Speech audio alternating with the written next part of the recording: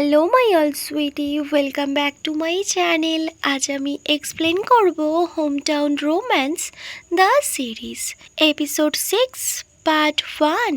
Well, আগের এপিসোডে আমরা দেখেছিলাম নংসি আর খুন ক্ল্যাও দুজনে একসাথে একটা রেস্টুরেন্টে গিয়েছিল ডিনার করার জন্য।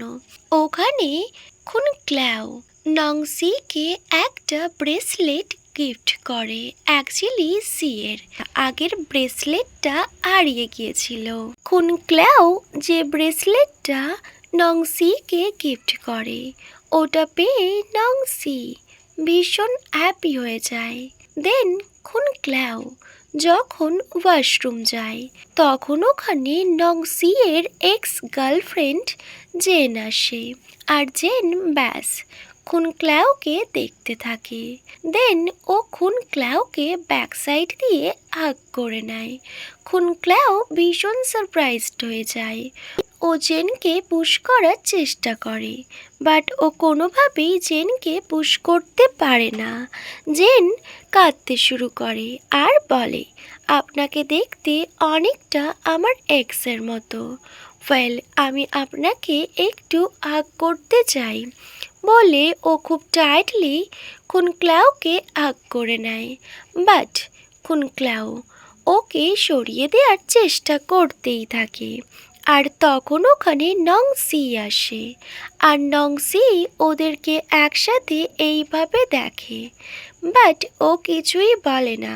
ও ওখান থেকে চলে যায়। আর এটা খুন ক্ল্যাও দেখতে পায়। তখন ও জেনকে ভীষণ জোরে পুশ করে। আর জেন তখনই খুন ক্ল্যাওকে বলে অ্যাকচুয়ালি নংসি ওরই গার্লফ্রেন্ড।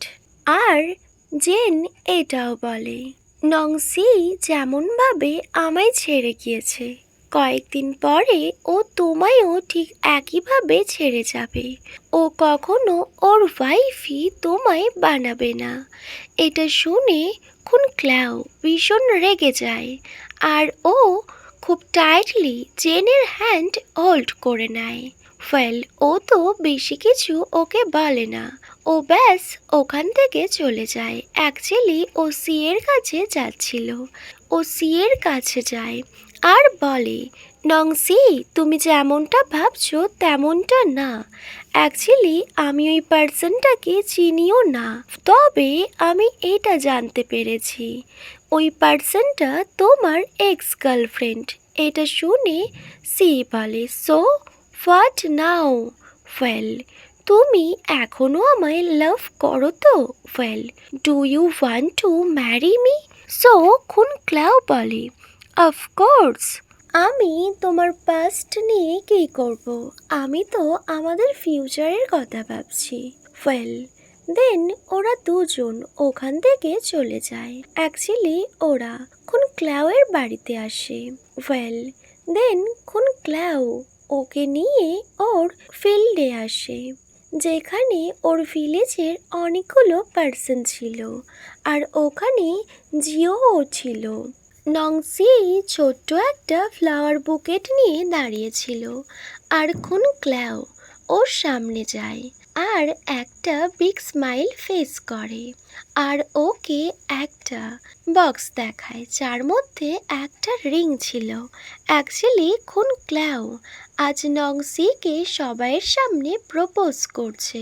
সি ভীষণ ইমোশনাল হয়ে যায়, কজ ওর গার্লফ্রেন্ড যে ওকে ওর প্রাইভেট ভিডিও ফটোস নিয়ে ওকে ব্ল্যাকমেল করছে। আদার সাইড পি ক্ল্যাও ওকে ঠিক কতটা লাভ করে। অ্যাকচুয়ালি খুন ক্ল্যাওয়ের থেকে ওখানকার মানুষ, আই মিন ওই ভিলেজের সব মানুষরা সবাই খুন ক্ল্যাওকে ভীষণ লাভ করে। সো ওরা অনেক বেশি এক্সাইটেড ছিল এই ব্যাপারটা নিয়ে। সিও ওদেরকে অনেক আপন করে নিয়েছে। ওয়েল, সি যখন নোট করে তখন ওরা অনেক বেশি খুশি হয়ে যায়। আর ওরা সবাই তো ক্ল্যাপিং করতে স্টার্ট করে। ওয়েল, খুন ক্ল্যাও স্মাইল করে আর ওই রিংটা নিয়ে নংসিকে পরিয়ে দেয়। ওয়েল, নেক্সট সিন কাট হয়। আর খুন ক্লাউয়ের হাউস দেখায়। খুন ক্লাউ সিকে ড্রপ করে দিতে চায়। সাডেনলি নং সি এর ফোনে কল আসে। অ্যাকচুয়ালি নং সি এর মম ওকে কল করেছিল। সি যখন কল রিসিভ করে তখন ওর মম ওকে বলে, তোমার আর খুন ক্লাউয়ের মধ্যে এমন কি কিছু আছে যেটা আমরা জানি না? তখনই সি একদম ক্লিয়ারলি বলে, নো, আমাদের মধ্যে এমন কিছুই নেই ফেল, আর আমি খুন ক্লাউকে নিয়ে কিছুই ফিলও করি না। বাট সি একদমই বুঝতে পারে না ব্যাক সাইডে খুন ক্লাউ ছিল আর ও সব কিছু শুনছিল।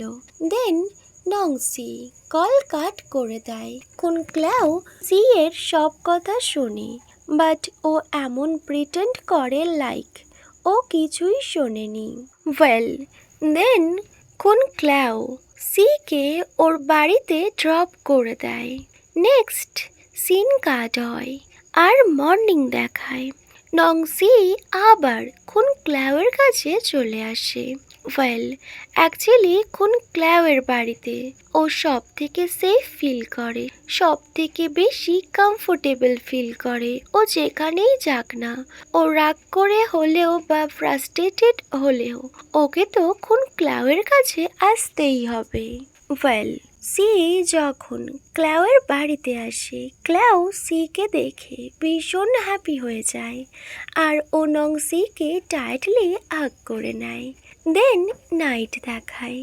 ওরা দুজন একসাথেই শুয়েছিল। ক্লাউ সি এর ফিউচার নিয়ে ভাবছিল আর ও এটাও বলছিল ও অনেকগুলো প্লেস বাই করতে চায় যেগুলো নং সি এর ফিউচারে ওকে অনেকটা হেল্প করবে। আর সি সব কিছু মন দিয়ে শুনছিল। ক্লাউ খুব ভালোবেসে ওর সাথে কথা বলছিল, ভীষণ মিষ্টি মিষ্টি কথা বলছিল। আর সি ভাবতে থাকে খুন ক্লাউ ওকে ঠিক কতটা লাভ করে, ওর ব্যাপারে ঠিক কতটা ভাবে। আদার সাইড ওর এক্স গার্লফ্রেন্ড ওকে ওই ফটো আর ভিডিওস নিয়ে ব্ল্যাকমেল করছিল। সি ভাবতে থাকে ও কি খুন ক্লাউকে এই সব কিছু বলবে।